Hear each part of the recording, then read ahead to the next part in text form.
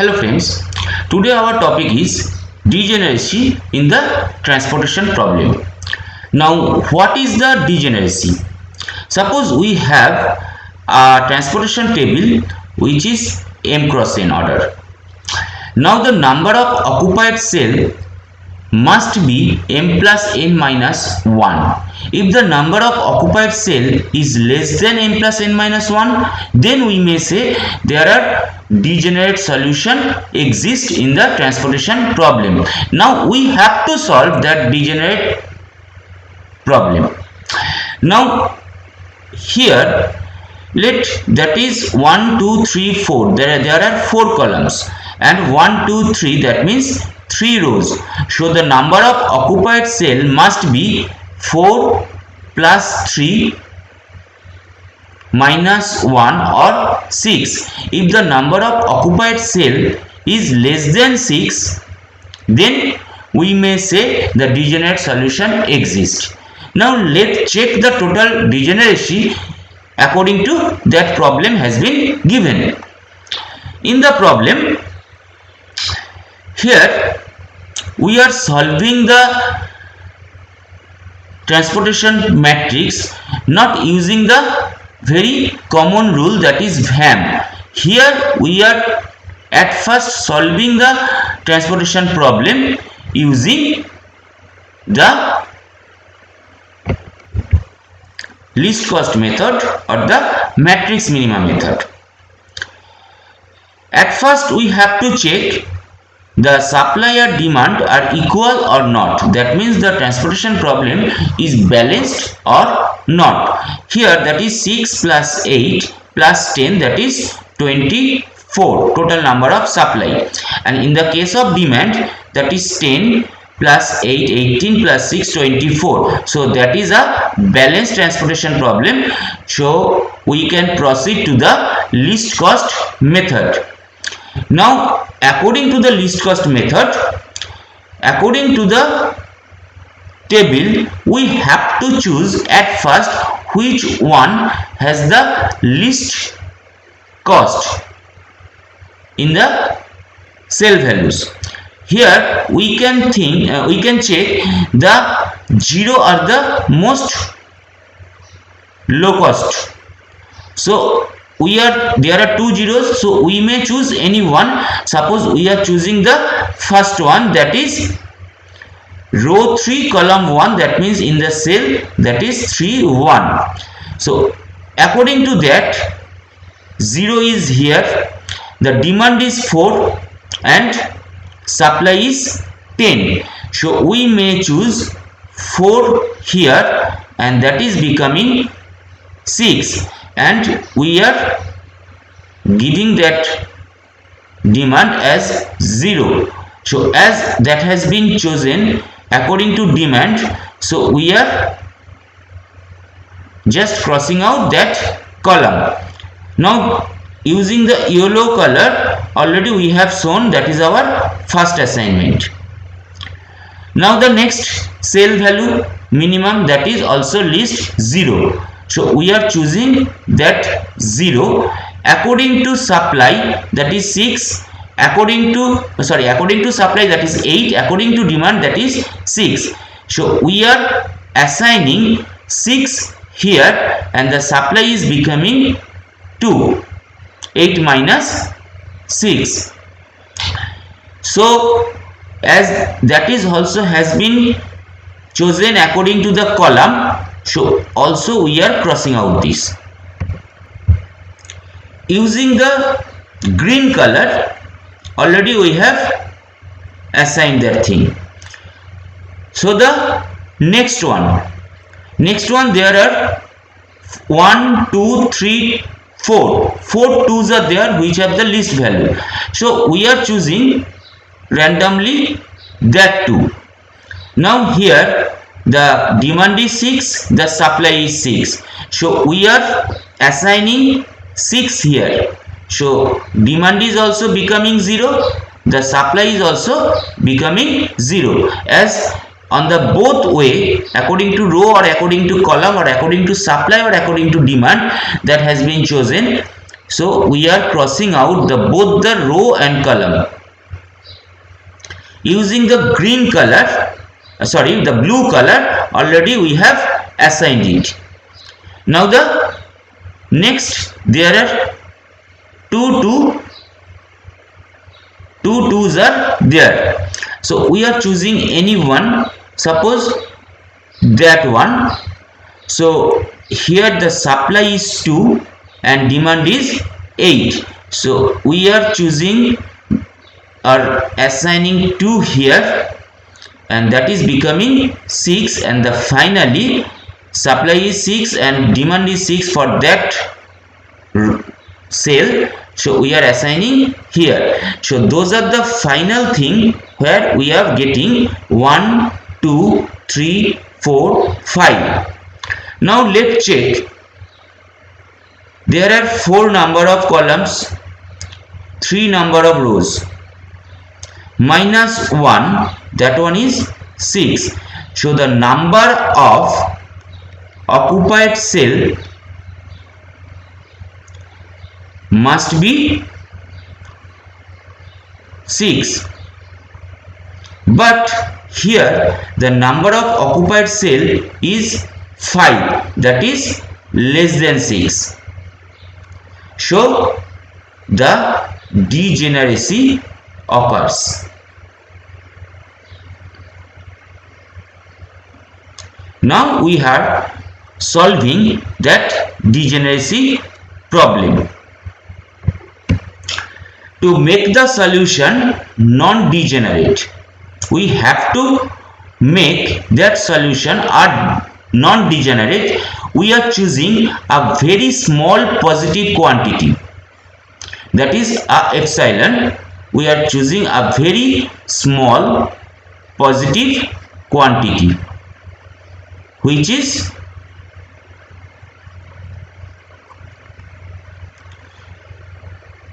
we are placing or assigning to a cell, but the cell which does not form a loop.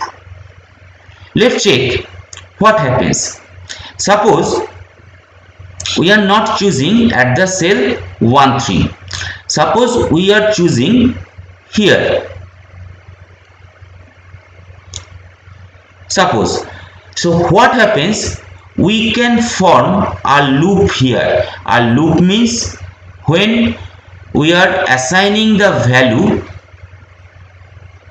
epsilon at a cell, we can form a rectangle or a square such that all the other 3 corners have the assigned value or the assigned cell. So if we choose here, that is 3rd row 4th column cell, then the loop can be formed. So we are not choosing that particular cell. Let's delete the cell, and we are not choosing epsilon in that cell. Let us check another one. Suppose we are choosing here. Once again we can make a loop here. Just think, at that corner there is a loop, at that corner of the loop there is an assignment, there is an assigned, there is an assignment. So we also cannot choose that particular cell also. So once again we are not choosing that particular cell. Let us suppose that one. Now if we want to make that loop, okay, in that way, in that corner there is no assignment.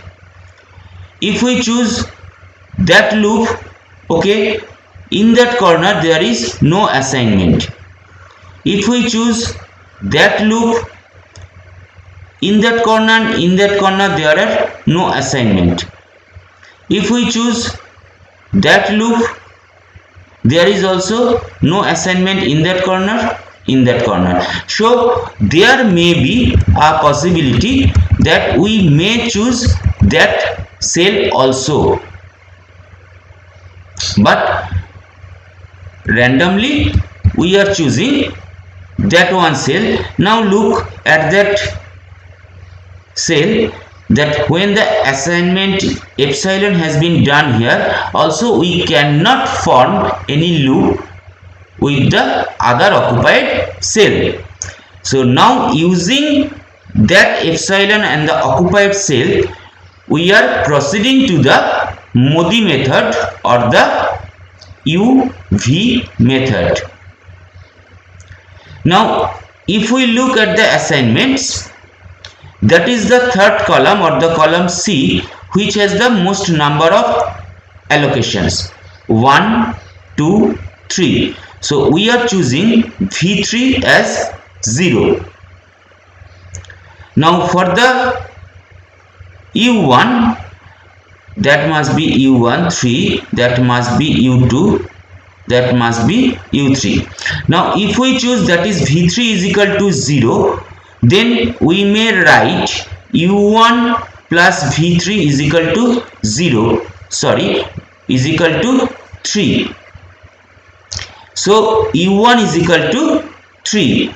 Now look at the thing, V3 plus U2 is equal to 2.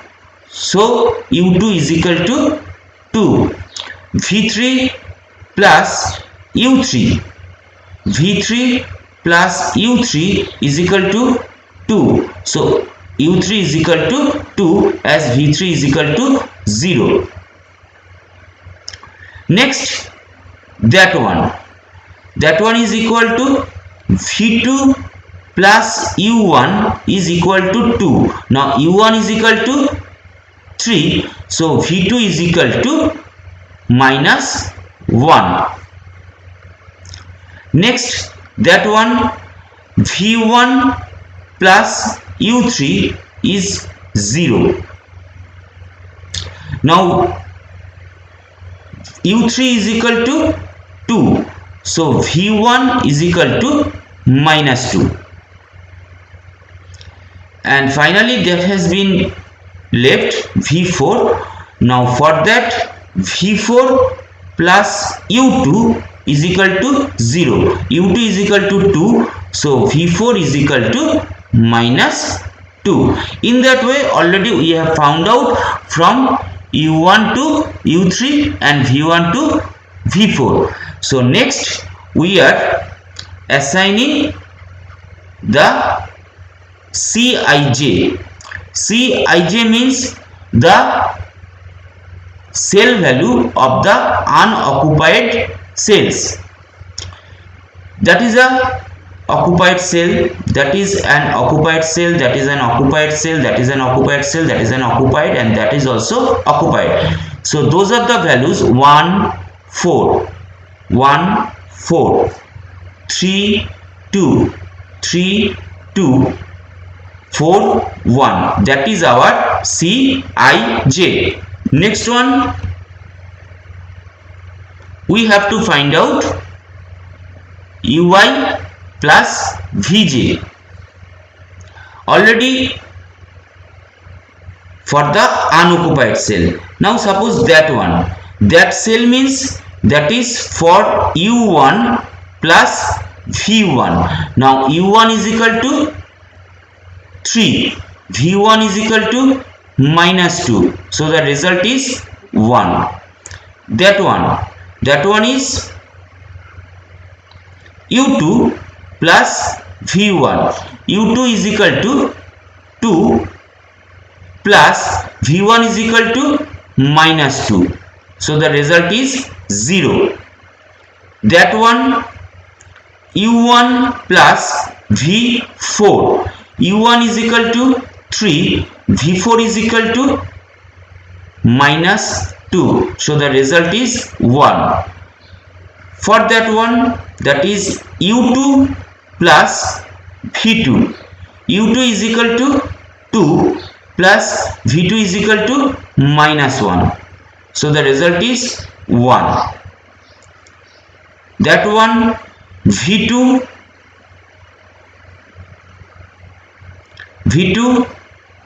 plus U3. Now V2 is equal to minus 1 plus U3 is equal to plus 2. So the result is plus 1 has been given. And finally the U3 plus V4. U3 is equal to 2 and V4 is equal to minus 2. So the result is